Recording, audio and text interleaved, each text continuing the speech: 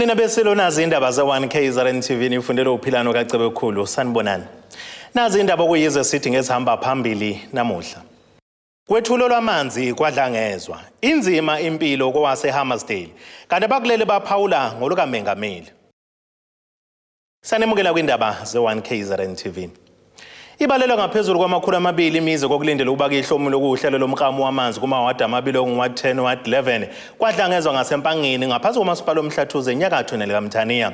Lokhu kudalelwe imeya lomasipala uXolani Ngwezi ngesikhathi ephenduliso lomklamo wamanzi olinda ukuba kuphinde kudale namathuba omsebenzi kubantu bakule ndawo kanye nokuxazulula inkinga yamanzi esineminyaka ikhona kule ndawo.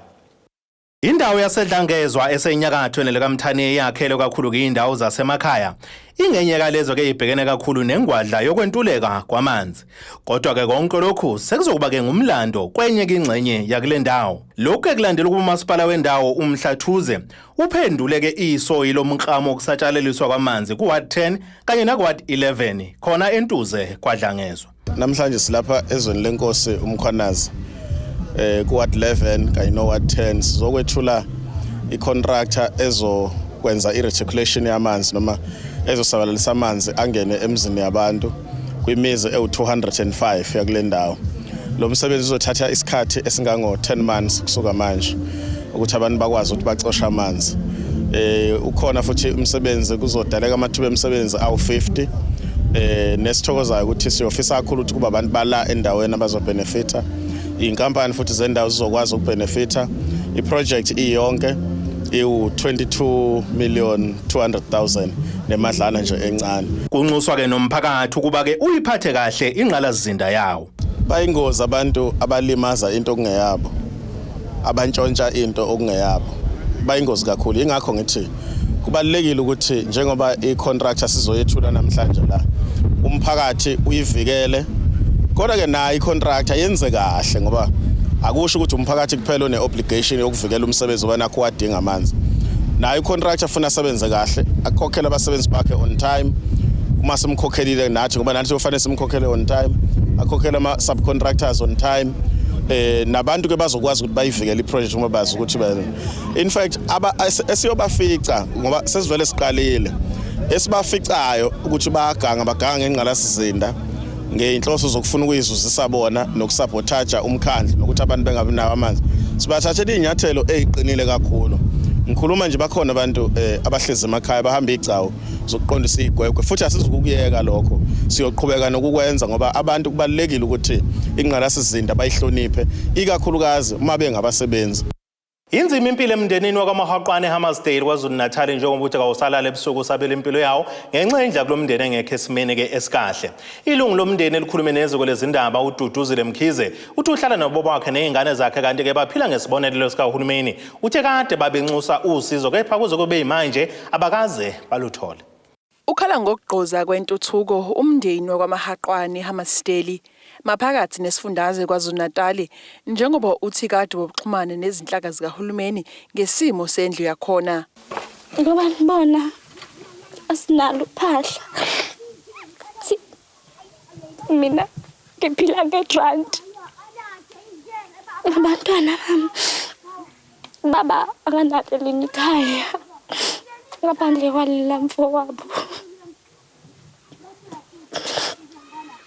Engakho ngilulela luningi usize sengilicelile. Umkhize uthe kusanda kulimala umuntu ezama ukulungisa uphahla lwendlu. Kuthe emasontweni aphelile kuzozimvula.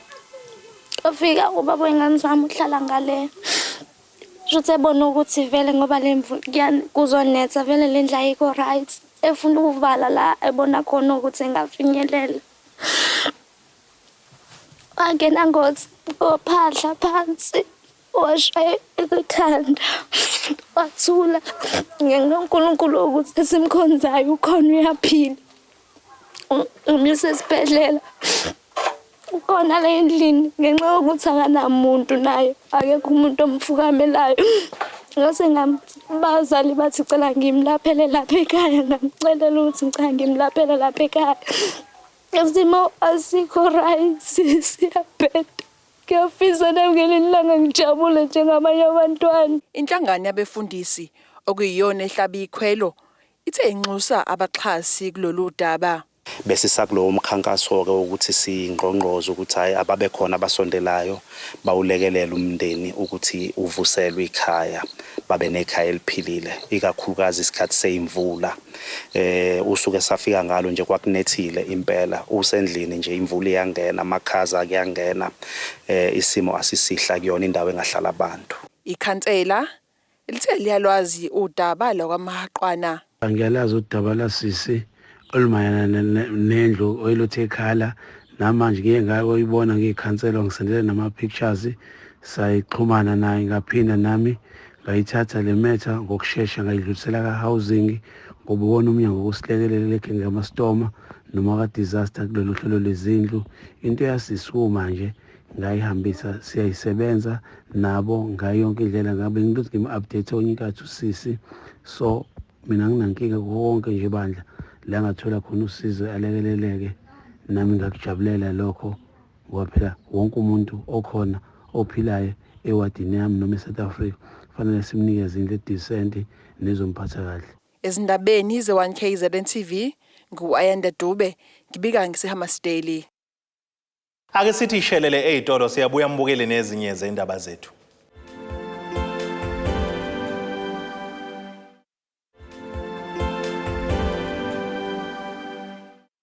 Asibonge siphinde sinamukele nisabukele zona indaba ze1KZNTV nazo kuyizona esithi yizo ezihamba phambili namuhla.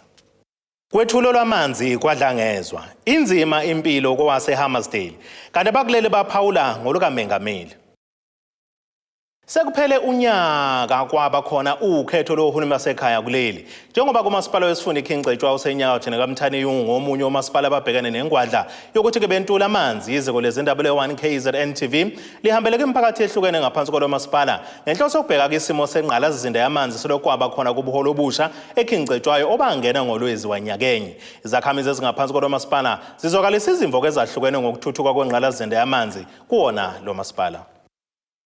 Sekuphele isikhathi esingaphezulu konyaka kwaba nokhetho lohulumeni basekhaya. Ithimba lezindaba le1KZNTV libheke kabanzi ingqalasizinda yamanzi kusukela ngene ubuholi obusha kumasipala wesifunda iKingcetshwayo. Kusukela ekuqaleni kokungena kwalobu buholi ovisi sibike amahlandla amaningi ngezinhlelo zokuthuthukisa ingqalasizinda yamanzi ebezihlelwe yilo masipala. Phakathi ke kwezihloko ezike zabasematheni yilapho kwavulwa khona uhlelo lokudonsa amanzi phansi enkandla nolwadla isamba semali eyizigidi eziyisithupha zamarandi. Lokho kwaqubula okukhulu ukudideka kubantu. Kanti ke ngemuva kwalolu hlelo ithimba lezindaba le1KZNTV libe nengxoxo ekhethekile nomeya wesifunda iKingcetshwayo umhlonishwa Thamintuli. Kanti ke ube seveza ukuthi akubanga nalinye iphutha kulesi samba kepha kwabakhona ukudideka kubantu ngenxa yokuqhama kwegama lesigwedlo samanzi phecelezi iborehole. Ngibona ukuthi inina bendaba engakuphendula ngoba kwaba inina enenza kwa abantu badideka eqinisweni ngokombiko wethu njengeKingcetshwayo abukho kufanele kudida abantu ngoba ngenxa ukuthi iproject kwathiwa yayibizwa ngeborehole kwasekuthiwa iborehole yakho ngo6 million kanti isource yamanzi kwakuyiborehole kodwa kune infrastructure kunenqalazizinda package plant la khona amanzi afika agcinwe khona emathangweni la esahlungwa esaklinwa azabe sesimeni bese kuphuma futhi kube nama connections ahamba ibanga aya kwi reservoir more than 80 kiloliters reservoir phezulu entabeni bese phuma futhi sehambe seyofakwa emphakathini kwakuyi project kahle kahle not a borehole kodwa ke abendaba ke nabo hayi kodwa ngoba kwakukhona eqinisweni ababeqondile kwabo ukuthi iproject yayibizwa ngeborehole nabo babika exactly kanjalo kwase kudala ukuthi abantu bacabanga ukuthi kusebenzise u6 million ukuze kwakho iproject eKingcetshwayo ngishola kaMtshwili nje engazange ngibalule khona ku11 khona enkandla esavikela khona isiphethu abantu bathola amanzi ngoba sinendlela eziningi sithi sakha ama project awuthanda bathola amanzi sithi senza amabhotho ukuthatha amanzi ngaphansi komhlaba sithi sivikela ilokuzana iphethu uma ngiyethula iproject ngoba ngafike ngathi mangifike engcetshwayo ayugcina iproject oqala ngafike ngathi ama project awayeke ukuthi athulwe abasebenzi ngoba usungazi ukuthi emveni kwalokho ithuliwe ngempela noma kuzowenzakalana iproject neproject zoyithula mina. Lolu hlelo luyingxenye yezinye izithe zethulwa yilo masipala iKingcetshwayo. Ngemuva yakokwethulwa kwazo lezi zinhlelo siphinde sayobheka kabanzi kweminye yemiphakathi ukuthi ngabe ingqalasizinda yamanzi isithuthuke kangakanani kusukela kwavotwa ngoLwezi wanyakenye. Ezinye zezakhamuzi zakuWard 4 kumasipala uMfolozi zithi zigculisekile futhi zibone olukhulu ushintsho ngemuva kokhetho lwanyakenye. Lezi zakhamuzi ke zibeke kanje. Ukuphakela kwamanzi ku right kakhulu ngendlela engibona ngayo ngoba sinawo endayaphuma ngaso sonke isikhathi amanzi kwezindawo siyasizobekhala thina hayi cha asikwazi lokho ngoba kuyaqikeleleka ngisho ngathiwa phambili bekwenzeka kulahleka izinto zeinjini kuthiwa isakwazanga ukuduma kwagcina kwakwazi ukuthi kuhleleke leso simo kwenzeka kwagcina asibange sahlushwa kabantu ukuthi kube khona izinto ezilahlekayo nani amanzi nje arana kahle nje anguboni okungaba inkinga ngokuthini. Phambilini bekuba ukuthi injini nje bekuhlupha ngokuthu ifile kuqhubeka isikhathi kwesikhathi amanzi engaphumi kungenzeki lutho kuthatheke kwase kuthatha isinqumo ke egcineni ukuthi no akuthengwe injini entsha le injini endala vele ibihlupha nje amanzi engaphumi ngendlela efanele njalo kuyalungiswa njalo sengintshontshiwe kuhamba kayi kwashintsha kwathi kuba ngconywana ke njengoba nje namanje irana ku right siyaphuza ku right ayikho into esibona inkinga kodwa nje phambilini le ndala nje hayi ibikade ingashintsheki kungenzeki lutho asazi ukuthi ke kodwa isizathu bekwenza yini kwema officeini noma bekungama office abeyinkinga ukuthi adedele izinto noma abantu obebenikwe amandla ukuthi cha shintshana ukuthi ebebengakwazi ukushintsha noma bebengakwazi ukuyikhulumela sazi kodwa nje kulonyaka nje kushintsho kwaletha le engine ayiphindanga engine yafaka kwathi engine ifile njengamanje nje kuyarana kumnandi angiyiboni inkinga nama report bengihleze ngihambisa ama report bengumuntu obehleze ngihambisa ama report uthi hayibona engine kunenkinga ethile engine kunenkinga njengamanje nje hayi akakabibikho i report engisayihambisile ngokwelo khuzana ngokwenjini size saqhunyelwa ngisho extension ngale ukuthi iphampu iqhubekele phambili iphampele khona la bengafiki khona amanzi kwafakwa ke engine encane egenerate ukuthi kuze ukwazi ukufakwa iphampu khona izoqhubeka la mangafiki khona amanzi ekwazi ukuthi efike so nje angisiboni isimo kuyisona esithe ukuphazamisa kwamanje esikulindele nje nesikubonayo silindele ukuthi sisho okunye sikucelayo kuyephambili kuphela. Sibona kakhulu impucuzeko endaweni yakithi sizakala kakhulu njengoba impompi nje isegcekeni lokho ke kusilekelele ezintweni eziningi okokuqala nje ngingabala ukuthi uma kuthi amanzi siwakha kude ziningi izinto engazivelela endleleni sisayokhala amanzi lawo but kubalula mawukuthi amanzi asegcekeni yonke into ibalula ngabe nginamanga mangathi futhi ayahlupha akaze asihlupha amanzi kuba naleso sikhathi ahamba ngaso kodwa akwazi kwaba mhlambe izinsuku ezintathu kuya kwezine cha ngabe ngikhuluma iphutha akhe kodwa nje siyayibona impucuzeko masikhuluma indaba yamanzi konke khamba kahle silekeleleka kakhulu akukho nje ngathi ngiyakhalaza kukho malana namanzi. Ibesihlupheka kakhulu ngoba besikhe emfuleni ashe kwesinye isikhathi sihamba indawo ezinde sofuna amanzi sikawatholi kwesinye isikhathi kodwa uma ngiqhathanisa nesikhathi samanje sesikhululeke kakhulu ngoba amanzi sesiwathola eduze asisahlupheki sesiyakwazi ukuthi siwashe emawashing wethu sikhe ingane zisahlupheki ngoba manje eqala besihlupheka kakhulu singawathola amanzi sikhe emfuleni nokugula bekuba kuningi ngenxa ukuthi besimba amanzi aphansi kwesikhathi sothane kuphosekilwane ezinye ifele phakathi siclean nje besihlupheka kakhulu kodwa mase siqhathanisa namanje hayi isimo sihamba kahle kakhulu impompi yethu futhi iperfect kakhulu ayi umehluko ukhona futhi muhle kakhulu ngoba njengamanje amanzi awasapheli sesihlale siwathola nje njalo usuku nosuku nje mawuvula umpompi uyawathola amanzi uyakwazi ukuthi uwashe, uyakwazi ukukha, uyakwazi ukuphuza. Ngisho abadlulayo nje odlula ngendlela uyavula umpompi aphuze, yabo. Ungasho ngithi isikhathi esakuqala sike sathi ukuhlupha kodwa njengamanje hayi sesi-perfect kakhulu.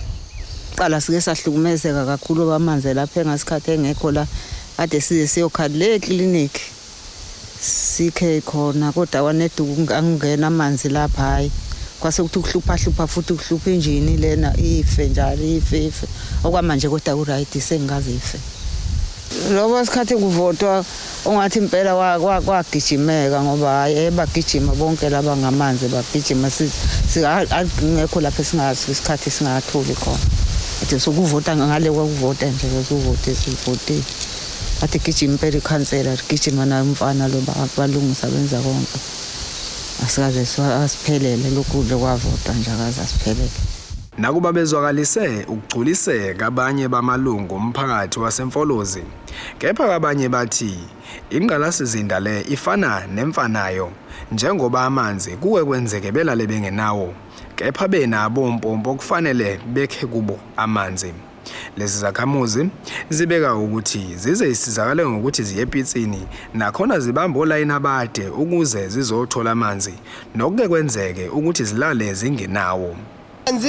Asinawo vele uthi siphuma siye epitsini eligwedlayo singakalala ngabavule kathi semasimini sibuya bavalile singalala singanawo siba nolayini lapha elokuza epitsini kuba ulayini omude ngesikhathi malibalele ugcina ulale nje unganawo ngesikhathi ufika bathe lifile sigcina silale nje singenamanzi bavule namhla amanzi kusasa sivulelwa futhi nako siyahamba sisuka lesizokhala ula umpompe sigagu masika amathanga lofanele sijike lo mgwaqo bheka le pitsini somacinga khona mawufika ngesikhathi naluthothi lifile lizokhandwa ke manje futhi abasike phela mavula namhla sasamavula mavula namhla sasamavula amathangi nawe nimabona labantu emangenisa la manzi bavula mangena kula mathangi emamili bese mangena ke kulezi impompana lezi awungafisa ukuthi basifakele impompe noma emakhaya basisondezana namakhasi sikeduzana ngoba phela sikhulile bane masithwala isigubhu kude singafika sesiwili phela mina ngisho ukuphusha ibhala nje asakwazi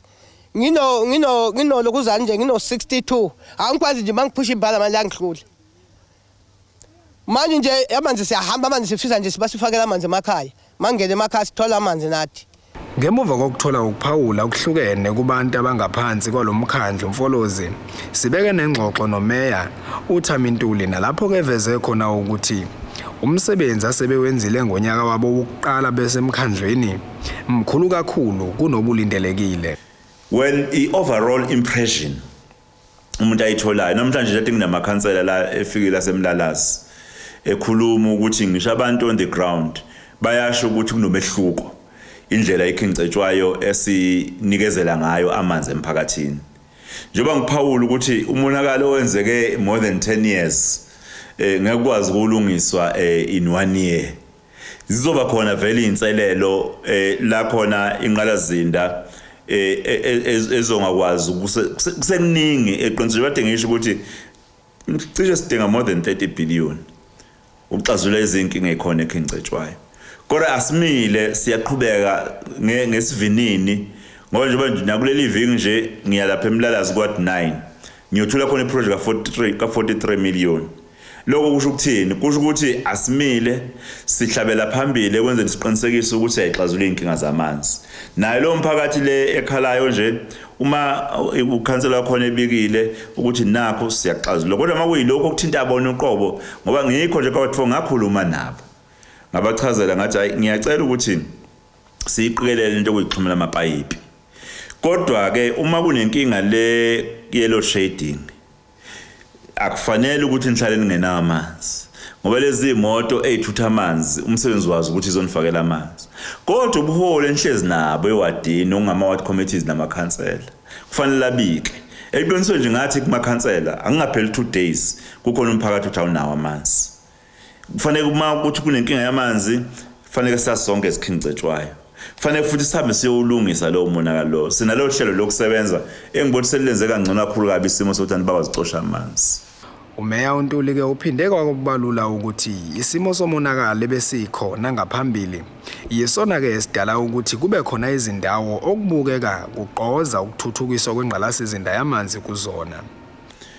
Siwenza ke lo msebenzi cishe obekubona kuba izinselelo nje lama projects amadala njengoba sesize sithi silungisa umonakalo ngoba kukhona ama projects amadala asiwaficile asehlala iminyaka abantu benye bethi basafakela ama pipe sekuphele 7 years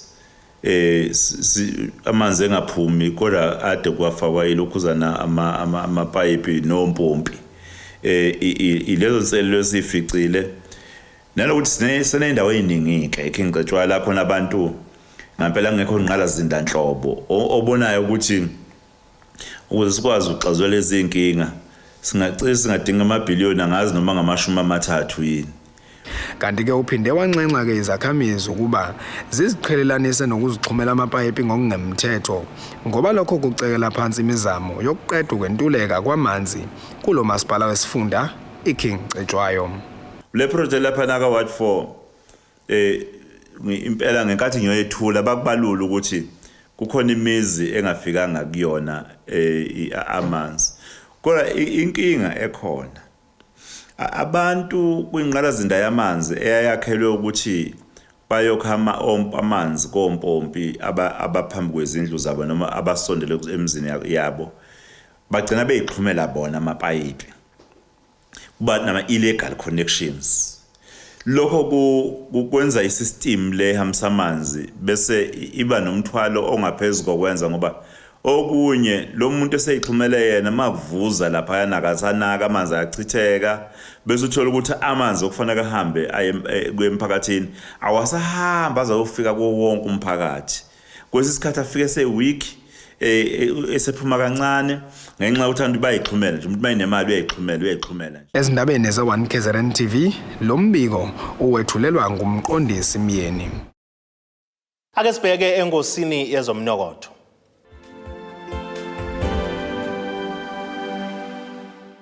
Izimakethe zivalwe iranda kuleli ngu17.31 kwi-dollar seMelika kanti belungu 21.25 kupondo waseBrithani lingu 18.22 kwi-euro yase-Europe. Intengo yegolide yona beku$1,821 i-ounce kuthi intengo yoyilo ongahluziwe bengu $86.88 umphongolo. Ake sibheke enkosini yezemidlalo.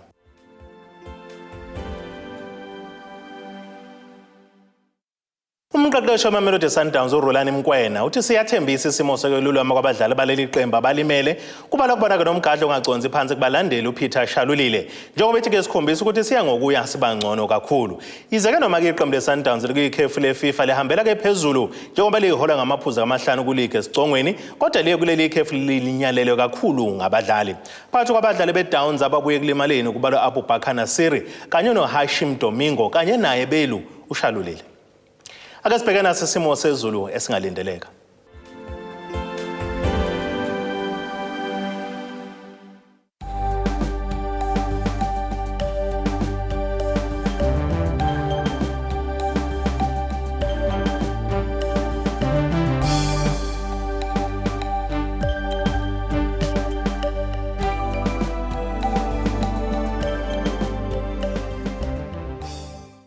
Nina bakamkhumbi kudluka sibona amagumgedlela zegoqo besiyiphaka namuhla kuze kube ngokuzayo.